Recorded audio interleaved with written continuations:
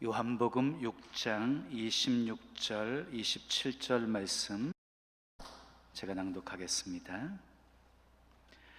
예수께서 대답하여 이르시되 내가 진실로 진실로 너희에게 이르노니 너희가 나를 찾는 것은 표적을 본 까닭이 아니요 떡을 먹고 배부른 까닭이로다.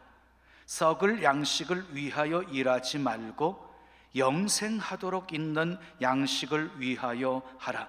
이 양식은 인자가 너희에게 주리니 인자는 아버지 하나님께서 인치신 자니라. 아멘. 오늘도 하나님을 예배하는 여러분들 모두에게 하나님의 크신 사랑과 크신 은혜와 크신 능력과 크신 축복 함께 하시길 예수님의 이름으로 축원합니다. 축원합니다. 자, 우리 옆 사람과 인사합시다. 잘 오셨습니다. 반갑습니다. 신남은 예수님 안에 있습니다. 우린 예수님 때문에 행복합니다.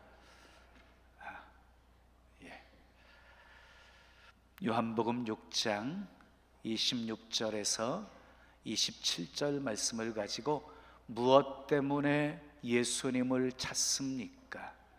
무엇 때문에 예수님을 찾습니까? 라는 제목으로 말씀을 전합니다. 한번 따라 하실까요? 무엇 때문에 예수님을 찾습니까? 이스라엘 백성들은 오랫동안 구약에 예언된 메시아를 기다렸습니다. 간절히 기다렸습니다. 그런데 그리스도라는 단어와 메시아라고 하는 단어는 같은 말입니다. 그리스도는 헬라어이고 그리고 메시아는 아람어입니다. 둘 다 뜻이 똑같아요. 기름 부음 받은 자라는 뜻을 가지고 있습니다. 모세는 나와 같은 선지자를 하나님이 세우신다라고 말했기 때문에 이스라엘 백성들은 모세와 같은 선지자를 기다렸습니다. 하나님은 다윗의 위를 영원토록 견고하게 하시겠다 했으므로 이스라엘 백성들은 다윗과 같은 왕을 기다렸습니다. 그러니까 메시아는 온 이스라엘이 기다리고 기다렸던 분이었습니다. 그런데 당시 유대인들이 기다렸던 메시아는 정치적인 메시아였어요. 정치적인 메시아. 유대는 로마의 식민지였습니다. 대부분의 유대인들은 로마 정부를 등에 업은 권력자들과 세리들에게 수탈을 당해서 매우 어려움 속에 지냈어요. 그래서 그들은요, 그런 상황 속에서 다윗과 같은 왕이 일어나서 로마의 압제 속에서 해방시켜주고 자기들의 의식제 문제를 다 해결해 줄 것을 기대했던 거예요. 나라를 회복시켜 줄 것에 대한 기대를 갖고 메시아를 기다렸던 것입니다. 그런데 예수님이 사역을 시작하시면서 수많은 이적들을 행하십니다.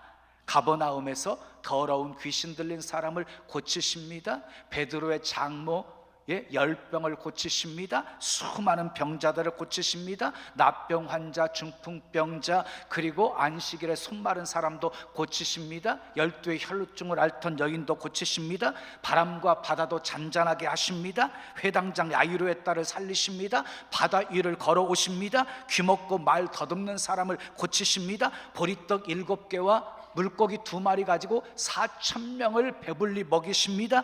귀신 들린 아이를 고치고 소경 바디메오 눈을 떠서 보게 해주십니다. 무화과 나무를 마르게 하십니다.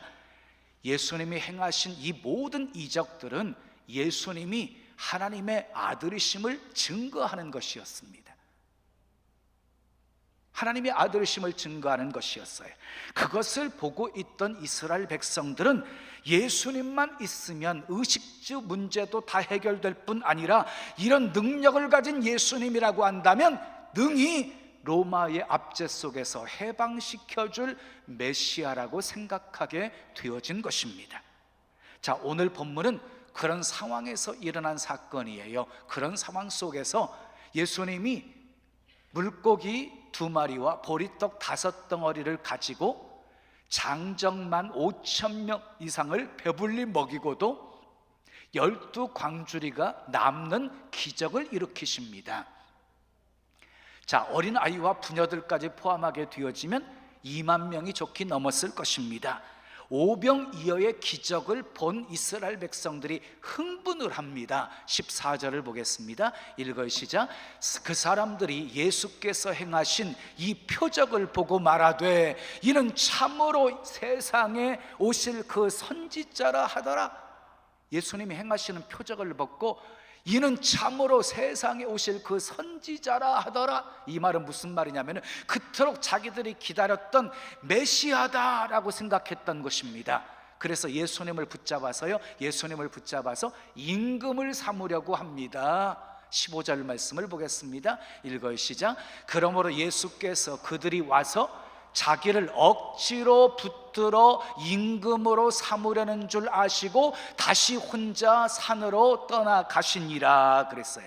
예수님이라면 로마의 압제에서 자기들을 해방시켜 줄 뿐만 아니라 경제적인 문제까지도 다 해결해 주실 수 있는 분이라고 생각해서 예수님을 임금으로 삼으려고 했던 것입니다. 그런데 예수님은요, 조용히 혼자 그곳을 떠나서 산으로 가십니다.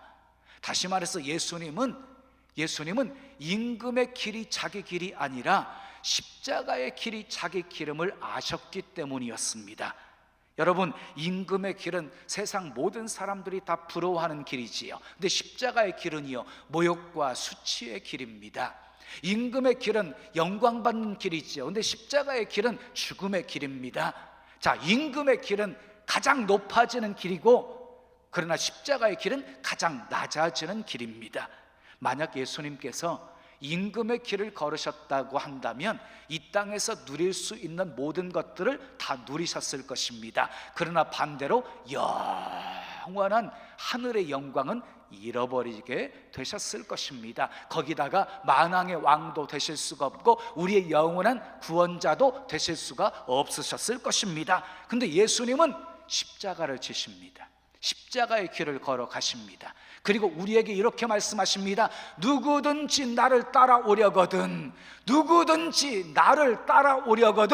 자기를 부인하고 자기 십자가를 지고 나를 쫓을 것이니라 그랬어요. 우리는 예수님을 따르는 사람들이지요. 예수님을 따르려면 먼저 자기 부정이 있어야 되고, 그리고 자기에게 주어진 십자가를 지고 주님을 따라야 된다는 것입니다. 사랑하는 여러분, 우리는 십자가를 지고 주님을 따르는 사람들입니다. 믿으시면 아멘 하십시오. 그런데 십자가의 길은 세상 사람들이 볼 때 멸시의 길입니다. 죽음의 길입니다. 고난의 길입니다. 그러나 십자가의 길은 영광의 길입니다. 아멘. 생명의 길입니다. 승리의 길입니다. 부활의 길입니다. 영생의 길입니다. 예수님께서 오병이어의 기적을 행하신 이유가 있어요. 그것은 단지 백성들의 배고픔을 채워주기 위함이 아니었습니다. 예수님께서 자신이 생명의 떡임을 말씀하고 싶으셨어요. 당신이 생명의 떡임을. 자, 그리고 먹는 문제를 통해서 영원한 세계를 말씀하고 싶으셨어요. 생명의 떡을 믿음으로 모두가 영생을 얻기를 원하셨어요. 그런데 무리들이 원했던 것은 전혀 그것이 아니었습니다. 그래서 예수님이 찾아온 무리들을 향해서 이렇게 말씀하십니다. 26절 보겠어요. 시작. 너희가 나를 찾는 것은 표적을 본 까닭이 아니요 떡을 먹고 배부른 까닭이로다. 수많은 사람들이 오병이어의 기적의 사건을 보고 예수님을 따랐어요. 그것은 표적을 본 까닭이 아니고 먹고 배부른 까닭이었다는 거예요. 먹는 문제 때문에 따랐다는 거예요. 예수님은 영생을 주시기 위해서 오병이어의 표적을 행하셨는데 백성들의 관심은 떡에 있었다는 것입니다. 떡에. 여러분, 무엇 때문에 예수님을 찾으십니까? 무엇 때문에 여러분들은 예수님을 믿으십니까? 육신의 양식을 위해서입니까? 병고침을 위해서이십니까? 아니면 내가 해결하기 힘든 고난의 문제 때문이십니까? 누가복음 17장에 보면 예수님이 한 마을을 지나가시게 되자 그곳에 살고 있었던 10명의 납병 환자가 예수님을 보고 소리를 칩니다. 예수 선생님이여 우리를 불쌍히 여기소서. 예수 선생님이여 우리를 불쌍히 여기소서. 예수님을 선생님이라고 부르고 있습니다. 이들이 예수님을 찾은 이유는 예수님 믿고 죄에서 구원받기 위함이 아니었습니다. 영생을 얻기 위함이 아니었습니다. 나병을 고침받기 위함이었습니다. 예수님께서 그들에게 말씀하십니다. 가서 제사장들에게 너희 몸을 보이라. 여러분, 당시 제사장들은 나병의 유무를 판단하는 사람이었습니다. 그러니까 나병에 걸린 사람이 깨끗함을 받고 그리고 공동체 속에 들어와서 정상적인 생활을 할 수 있게 결정해 주는 사람이, 당신은 깨끗함을 받았다고 결정해 주는 사람이 제사장이었던 것입니다. 근데 예수님께서 제사장에 가서 몸을 보이라 하신 말씀은 너희 깨끗함을 받았다, 그러니까 제사장에 가서 너희 몸을 보이고 정상적인 생활하라, 이렇게 말씀하신 것입니다. 자, 10명의 납병 환자가 예수님의 말씀을 따라서 제사장들에게 몸을 보이려 가던 도중에 깨끗함을 받게 되어집니다. 10명 모두가 다 깨끗함을 받았습니다. 근데 그 중에 한 사람만 자기 몸에서 납병이 나온 것을 보고 큰 소리로 하나님께 영광을 돌리며 돌아와서 예수님 발 아래 엎드려 감사를 드립니다. 한 사람만 감사를 표현했습니다. 예수님께서 말씀하십니다. 10사람이 다 깨끗함을 받지 아니하였느냐? 9은 어디 있느냐? 이 이방인 외에는 하나님께 영광 돌리러 온 자가 없느냐? 이렇게 말씀하십니다. 그리고 감사할 줄 알았던 그 한 사람을 향해서 일어나 가라, 내 믿음이 너를 구원하였느니라 하고 말씀하십니다. 10명의 납병 환자의 목적은 치료였습니다. 치료. 그런데 예수님은 치료를 통해서 10명의 납병 환자가 구원받기를 원하셨습니다. 구원받기를. 그래서 9은 어디 있느냐 찾으신 겁니다. 예수님은 9명도 기다리셨던 것입니다. 그들에게 예수님이 정말로 주시기를 원하셨던 것은 구원이었고 영생이었기 때문입니다. 이 10명의 납병 환자의 이야기를 보면서 우리 마음이 무거워지는 것은 치료를 통해서 예수님을 믿고 구원받은 사람이 10명 중에 한 사람이었다는 것 때문이에요. 10명 중에 9명이었으면 얼마나 좋았겠어요. 10명 중에 5명이었으면 그래도 위안을 삼을 수 있잖아요. 그런데 10명 중에 1명이었습니다. 1명. 결국 9은 고침받는 기적을 체험할 수 있었지만 지옥의 심판은 피할 수가 없게 되어진 것입니다. 수많은 사람들이 자신들의 필요를 위해서 그리고 자신들의 목적을 위해서 예수님을 찾습니다. 여러분은 무엇 때문에 예수님을 찾으셨습니까? 인생의 문제 해결받기 위해서 예수님 찾으셨습니까? 예, 잘하셨습니다. 예수님은 우리 인생의 모든 문제를 다 해결해 주실 수 있는 분이십니다. 믿으시면 아멘 하십시오. 그러나 기억하십시오. 처음에는 그것이 예수님을 찾는 이유가 될 수 있지만 하나님의 은혜를 경험하고 또 경험했음에도 불구하고 계속해서 예수님을 찾는 이유가 동일하다면 그 사람은 예수님이 진정으로 주시려고 하시는 구원과 영생은 얻을 수가 없게 되어지는 것입니다. 여러분, 납병에서 고침받는 거 감사한 일입니다. 인생의 문제를 해결받을 수 있는 거, 이거 감사한 일입니다. 그런데 계속해서 그것을 구하지는 마십시오. 예수님을 구하십시오. 예수님을 구하십시오. 예수님 안에 모든 것이 다 있습니다. 예수님 안에 생명이 있고, 예수님 안에 구원이 있고, 예수님 안에 참된 자유가 있고, 예수님 안에 참된 평화가 있고, 예수님 안에 회복이 있고, 치유가 있고, 부흥이 있고, 축복이 있습니다. 예수님 안에 모든 것이 다 있어요. 다 있어요.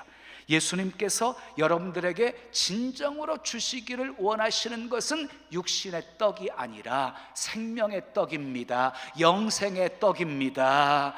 그래서 때로 예수님은요, 우리 인생의 문제를 쉽게 해결해 주지 않을 때가 있어요.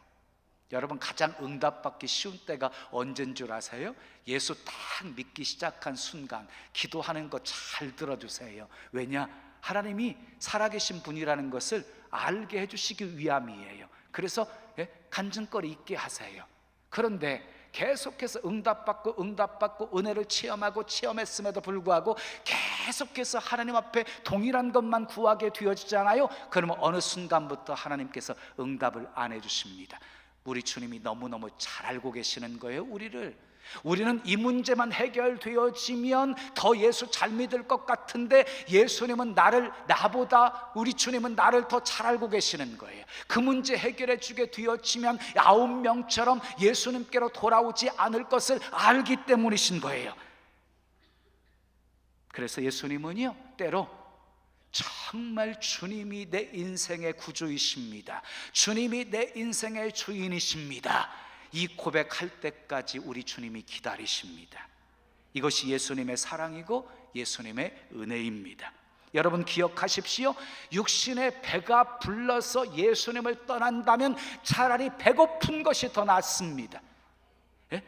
육신의 연약함을 치료받아서 예수님을 떠나게 되어진다면 차라리 연약한 것이 복입니다. 세상에서 출세하고 성공하고 유명해져가지고 예수님을 떠나게 되어진다면 차라리 세상에서 실패하는 것이 은혜입니다. 로마서 8장 32절을 보겠습니다. 함께 읽어요. 시작. 자기 아들을 아끼지 아니하시고 우리 모든 사람을 위하여 내주신 이가 어찌 그 아들과 함께 모든 것을 우리에게 주시지 아니하시겠느냐 그랬어요. 여러분, 하나님은요 독생자 외아들까지 아끼지 아니하시고 우리를 위해서 내어주실 만큼 우리를 사랑하시는 분이십니다. 아멘이지요. 그 하나님께서 때로 우리가 간구하는 거 허락하지 않으셨다면 그것은 그분에게 능력이 부족하기 때문이 아닙니다. 우리 주님이 우리를 사랑하지 않으시는 것 더더욱 아닙니다. 반대입니다. 우리 주님이 우리를 사랑하시기 때문입니다. 자, 우리에게 예수님이 가장 좋은 것을 주시기 원하셔서 때로는 우리가 원하는 것 거절하실 때도 있습니다. 그러면 하나님이 우리에게 가장 주시기를 원하시는 것이 무엇일까요? 하나님이 가장 우리에게 주시기를 원하시는 것이 무엇일까요? 영생입니다. 영생입니다. 요한복음 6장 40절에 아버지의 뜻은 아들을 보고 믿는 자마다 영생을 얻는 이것이니 그랬어요. 아들을 보고 믿는 자마다 영생을 얻는 것, 이게 아버지의 뜻이래요. 디모데전서 2장 4절에 하나님은 모든 사람이 구원을 받으며 진리를 아는 데 이르시기를 원하시느니라 그랬어요. 그렇습니다. 아버지의 뜻은 우리가 아들을 보고 믿어 영생을 얻는 것입니다. 우리 하나님께서 원하시는 것은 모든 사람이 구원을 받는 것이고 모든 사람이 진리를 아는 데 이르시기를 원하시는 것입니다. 오병이어를 경험한 유대인들이 예수님을 임금 삼으려고 하자 예수님은 그들을 떠나서 혼자 산에 가셨다고 하셨지요. 그러자 유대인들이 포기했어요. 예수님을 찾아서 가버나움까지 오게 되어집니다. 가버나움까지. 자, 그런 그들에게 예수님께서 이상한 말씀을 하십니다. 27절을 읽겠습니다. 시작. 썩을 양식을 위하여 일하지 말고 영생하도록 있는 양식을 위하여 하라. 자, 썩을 양식을 위해서 일하지 말고 영생하도록 있는 양식을 위해서 일하라고 하십니다. 그 다음에 또 33절을 보겠어요. 시작. 하나님의 떡은 하늘에서 내려 세상에 생명을 주시는 것이니라. 여러분, 하나님의 떡은 어디서 내려와요? 하늘에서 내려오는 거예요. 하나님의 떡은 하늘에서 내려오는데 뭘 주기 위해서? 세상에 생명을 주는 것이래요. 생명을 주기 위해서 하늘에서 내려오는 떡이래요. 그 다음에 또 보겠어요. 34절 읽어요. 시작. 자, 이렇게 되어지니까 백성들이 뭘 요구하는 거예요?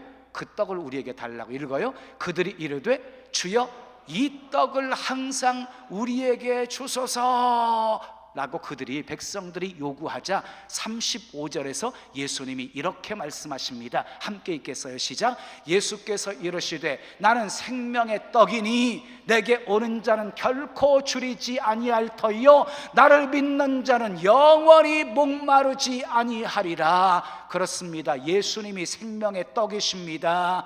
결코 줄이지 아니하는 떡, 결코 영원히 목마르지 아니하게 하는 생명의 떡이십니다. 자, 내가 곧 생명의 떡이다 이렇게 말하자 유대인들이 어떻게 반응을 했습니까? 41절 42절 말씀 함께 읽겠습니다. 시작. 자기가 하늘에서 내려온 떡이라 하심으로 유대인들이 예수에 대하여 뭐해요? 수군거려요. 수군거리면서 이르되, 읽어요. 이는 요셉의 아들 예수가 아니냐? 그 부모를 우리가 아는데 자기가 지금 어찌하여 하늘에서 내려왔다 하느냐?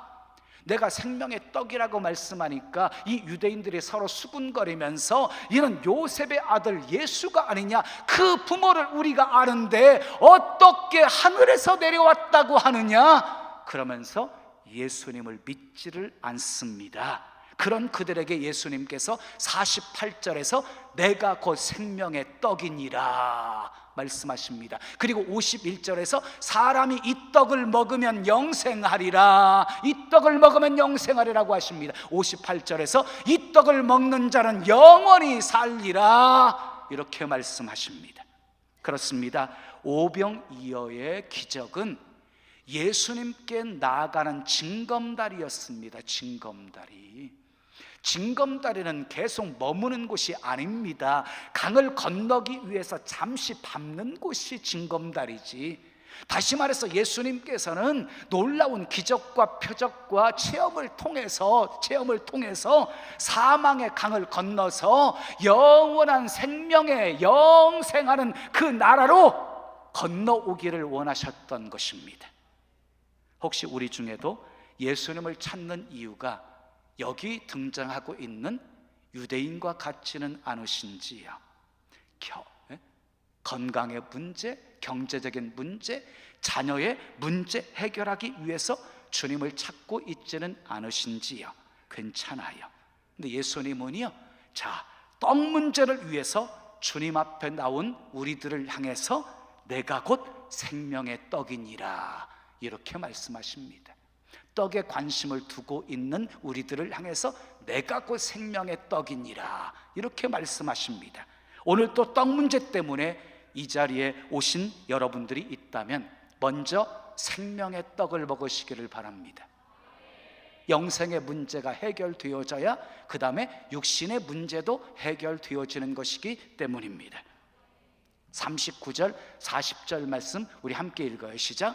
나를 보내신 이의 뜻은 내게 주신 자 중에 내가 하나도 잃어버리지 아니하고 마지막 날에 다시 살리는 이것이니라. 40절. 내 아버지의 뜻은 아들을 보고 믿는 자마다 영생을 얻는 이것이니 마지막 날에 내가 이를 다시 살리리라 하시니라. 아버지의 뜻이 무엇인지 두 구절 속에 확실하게 말씀하고 있습니다. 아버지의 뜻은 무엇입니까? 믿는 자마다 영생을 얻는 것입니다.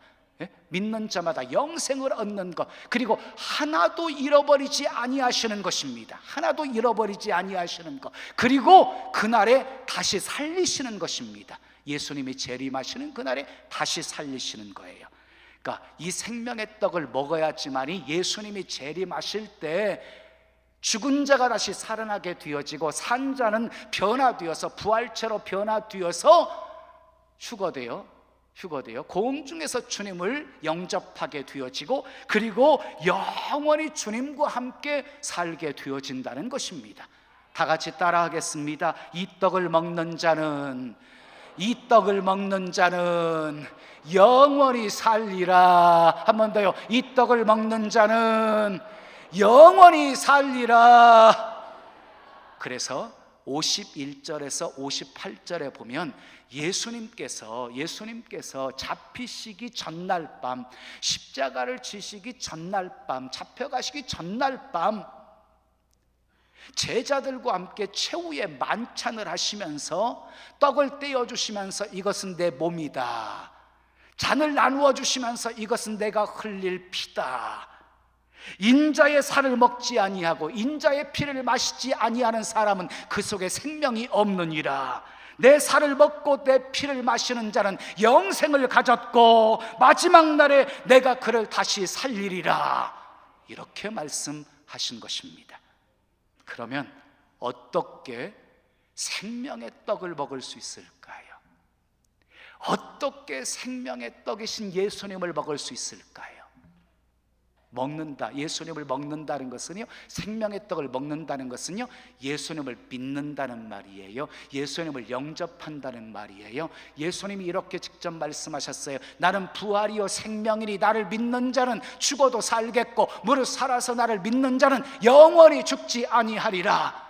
여러분, 믿는 자는 영원히 죽지 않습니다. 하나님이 세상을 이처럼 사랑하사 독생자를 주셨으니 이는 저를 믿는 자마다 멸망치 않고 영생을 얻게 하려 하심이니라. 믿는 자는 멸망하지 않고 영생을 얻습니다. 아멘. 영접하는 자, 곧 그 이름을 믿는 자들에게는 하나님의 자녀가 되는 권세를 주셨나니, 그렇습니다. 예수 그리스도를 믿으면 하나님의 자녀가 되어지는 권세를 누리게 되어집니다. 아들이 있는 자에게는 생명이 있고 아들이 없는 자에게는 생명이 없느니라. 아들이 생명이시기 때문입니다. 자, 실상 경제 문제보다도 더 중요한 것이 있습니다. 그것은 영생의 문제, 생명의 문제입니다. 아무리 돈이 소중하고 귀하다 할지라도 생명보다 더 귀하지는 않지 않습니까?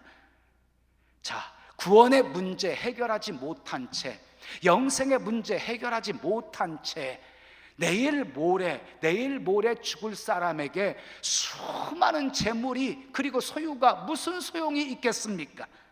67절에 예수님께서 제자들에게 이렇게 물으십니다. 너희도 가려느냐? 너희도 가려느냐? 오병이어의 기적의 놀라운 사건을 보았음에도 불구하고 다 예수님을 떠난 사람들을 바라보면서 제자들에게 너희도 가려느냐? 이렇게 물으신 것입니다. 그때 베드로가 68절에서 이렇게 대답을 하십니다. 주여, 영생의 말씀이 주께 있사오니, 영생의 말씀이 주께 있사오니 우리가 누구에게로 가오리까? 영생이 주님께 있음을 믿는 사람들은 결코 주님을 떠나지 않습니다. 아멘이지요. 이제 아멘할 준비하세요. 예수님은 생명의 떡입니다. 예수님은 생명의 떡입니다. 하늘에서 내려온 떡입니다. 영원히 살게 하는 떡입니다. 영원히 목마르지 아니하게 하는 떡입니다. 그 떡을 먹읍시다. 그 예수님을 믿읍시다. 그래서 이 땅에서도 예수님으로 인해서 기뻐하고 감사하며 사시고, 아멘, 천국에서 주님과 함께 영생 복락 누리시기를 예수님의 이름으로 축원합니다. 축원합니다. 우리 찬양합니다.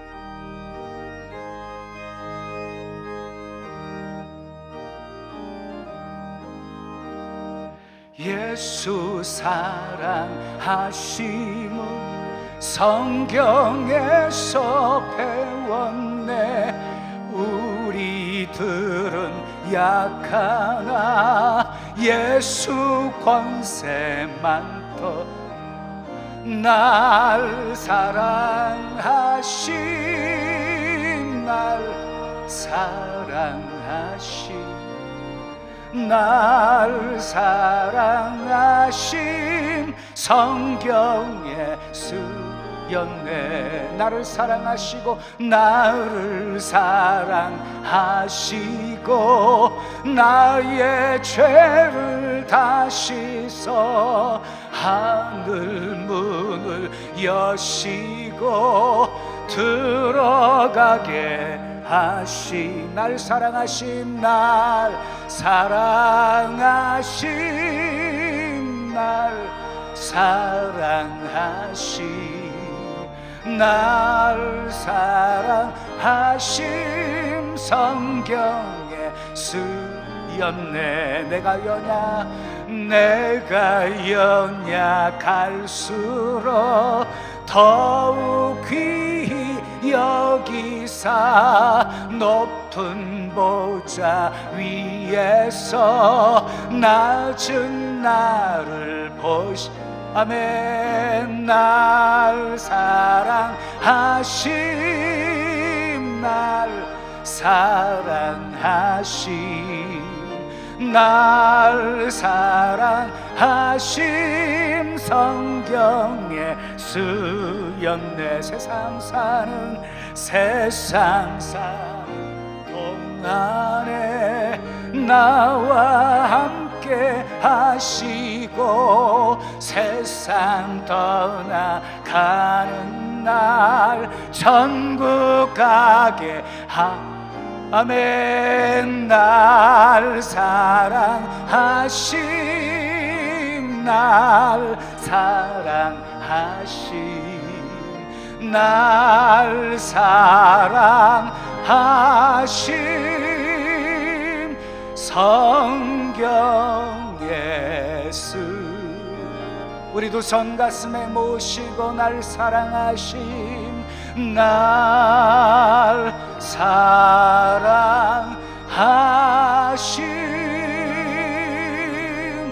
날 사랑하심 날 사랑하심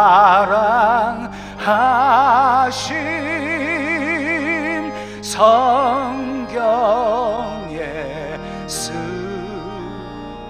우리 작은 목소리로 날 사랑하심 날 사랑하심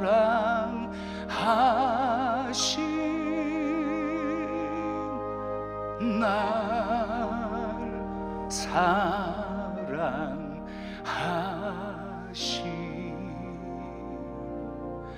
날 사랑하심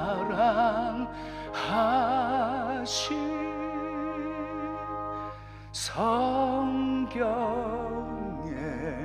쓰였네.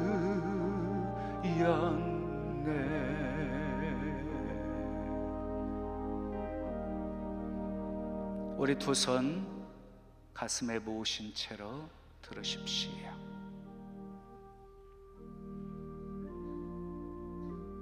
온통 성경은 우리를 사랑하신다는 주님의 고백입니다. 우리를 얼마나 사랑하셨기에 독생자 외아들까지 아끼지 아니하시고 우리에게 내어주셨습니다. 우리 죄를 대신 감당하시고 십자가에 죽기까지 내어주셨습니다. 성경은 온통 예수입니다. 오실 메시아에 대한 얘기가 구약에 가득하고, 그리고 마침내 약속하신 대로 예수님은 이 땅에 오셨습니다. 말구유의 초라한 모습으로 오셨습니다. 가장 낮은 자의 모습으로 오셨습니다. 죽기 위해서 오셨기 때문입니다. 십자가 지시기 위해서 오셨기 때문입니다. 그리고 죽으시고 부활하시고 승천하신 예수님, 승천하시는 그 모습처럼 오신다고 하셨습니다. 구름 타고 올라가셨습니다. 구름 타고 다시 오십니다. 모든 사람들이 다 지켜보는 가운데 오십니다.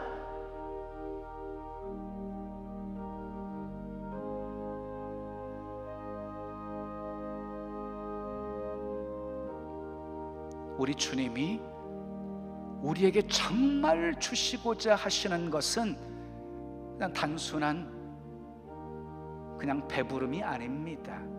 기적과 표적이 아닙니다. 우리 주님이 정말로 주시려는 것은 구원이고 영생입니다. 우리가 예수를 믿는 궁극적인 목적도 구원과 영생입니다.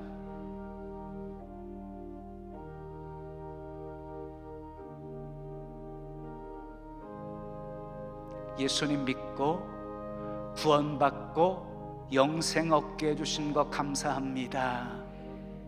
이제 그 구원의 예수님을 수많은 사람들에게 소개하게 하시고 자랑하게 하시고 증거하며 살게 해 주시옵소서. 그래서 내 주변에 있는 많은 사람들 예수님께로 인도해서 함께 예수 믿고 구원받고 천국 갈 수 있게 해 주시옵소서. 우리 함께 기도하겠습니다. 아버지 하나님 감사합니다. 좋으신 아버지 하나님, 오늘 또 내게 주신 하나님의 말씀으로 받았습니다. 우리는 주님을 따르면서 주님의 놀라운 사랑도 힘입었고 놀라운 주님의 은혜도 체험했습니다. 근데 처음에 주님을 찾았던 그 목적, 그 이유처럼 동일하게 주님을 찾고 있지는 않은지 우리 모습을 살필 수 있게 해주신 것 감사합니다. 이제는 예수님을 구하게 하옵소서. 주님 한 분으로 만족하며 살 수 있는 은혜를 구하게 해 주시옵소서. 살아도 주를 위해 살고 죽어도 주를 위해서 죽기를 구하게 해 주시옵소서. 나를 통해서 아버지의 뜻이, 하나님의 계획이 아버지 이 땅에 아름답게 이루어지는 삶을 기도하게 해 주시옵소서. 먼저 그의 나라와 의를 구할 때 모든 것을 더해 주시겠다고 약속하신 하나님의 축복이 사랑하는 성도들의 삶에 가득하게 해 주시옵소서. 때를 얻든지 못 얻든지 전하기를 힘쓰게 하옵소서. 아버지 태어날 때는 순서 있게 오지만 갈 때는 순서가 없어요. 언제 하나님이 부르실지 몰라요. 전할 기회도 치지 않게 도와주세요. 우리 주변의 소중한 사람들, 사랑하는 사람들 지옥 가도록 방관하지 않게 도와주세요. 함께 구원받고 영생 얻고 천국에서 함께 살기를 기도하며 그들을 주께로 인도하는 복된 성도들 다 되게 해 주시옵소서. 그래서 우리를 통해 하나님의 나라가 더욱 확장되어지게 하옵소서. 예수님의 이름으로 축복하며 기도합니다. 아멘.